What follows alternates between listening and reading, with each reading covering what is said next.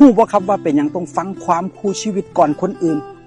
ก็เพราะว่าความล้มเหลวของเฮาคือความล้มเหลวของเขาความลำบากของเฮาคือความลำบากของเขาความสำเร็จของเฮาคือความสำเร็จของเขาบ่ว่าผัวยังเฮาสิพบพ่ออีหยังมาเมียยังเขาก็พบพ่อคือกันหัดฟังความคิดเห็นซึ่งกันและกันเพราะว่าต่อยเฮาย่างไปทางใดเฮาก็ย่างไปนํกันพบพ่อคือกันเฮ็ดครอบครัวให้เป็นเซฟโซนที่ดีของลูกบ่ว่าเฮาสิใหญ่มาในครอบครัวแบบใดบ่ว่าครอบครัวที่เฮาใหญ่มามันสิดีหรือบ่ดีแต่มื้อนี้เฮามีโอกาสได้สร้างครอบครัว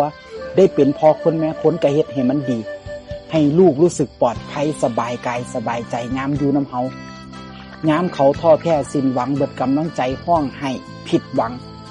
เขาสิได้คิดฮอดเฮาเป็นคนแรกครอบครัวเปรียบเสมือนบ้านหลังนึงที่ร่วมสร้างกันมาบ่มีผู้ใดอยากให้มันพังบ่มีผู้ใดอยากเริ่มต้นใหม่การให้เกียรติกันการมีน้ำใจให้กันมันเป็นเรื่องธรรมดาที่แสนพิเศษผู้หญิงบางคนเขาบ่ได้ต้องการผู้ชายที่ดีที่สุดบ่ได้ต้องการผู้ชายที่รวยที่สุด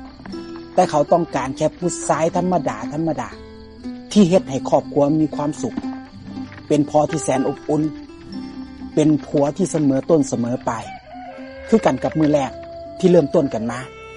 นี่แหละคือสิ่งที่ผมพยายามเฮ็ดอยู่คนเฮาเกิดมาอย่าไปยากเรื่องคนอื่นดีกับโตเขาซั่วกับโตเขาว่าแต่โตเฮาเอาให้มันดีเว้าง่ายๆก็คืออย่าไปยุ่งเรื่องคนอื่นสิได้บ่ทุกข์ใจเงินมันเป็นกระดาษที่คมหลายตัดฮอดพ่อฮอดแม่ตัดพี่ตัดน้องตัดญาติสนิทมิตรสหายตัดหมู่ตัดพวกตัดฮอดคนหักที่อยู่เคียงข้างกันเงินเป็นแค่กระดาษก็แม่นอยู่แต่มันก็เปลี่ยนคนเลวให้กลายเป็นคนดี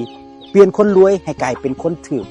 เปลี่ยนคนถูกให้กลายเป็นคนผิดเปลี่ยนคนผิดให้กลายเป็นคนถูกเงินบ่มีหัวใจแต่คนที่ใส่มันเนี่ยมีหัวใจใส่ให้ดีมันก็ดีใส่ให้ซัวมันก็ซัวปงให้เป็นเย็นให้ได้ใจกระสุขเย็นที่เขากระสุขทุกข์กระหายปงให้ไว้ใจสงบเรื่องกระคายปงให้ได้ปล่อยให้ไว้ใจกระเย็นอยู่กับคนใจกว้างเจ้าสิมีสังคมที่กว้างขึ้นอยู่กับคนใจบุญเจ้าสิมีจิตใจเมตตาอยู่กับคนกล้าหาญเจ้าสิแข็งแกร่งอยู่กับคนมองโลกในแง่ดีเจ้าสิมีความสุขหลายขึ้นมันบ่สำคัญดอกว่าเจ้าเป็นไผ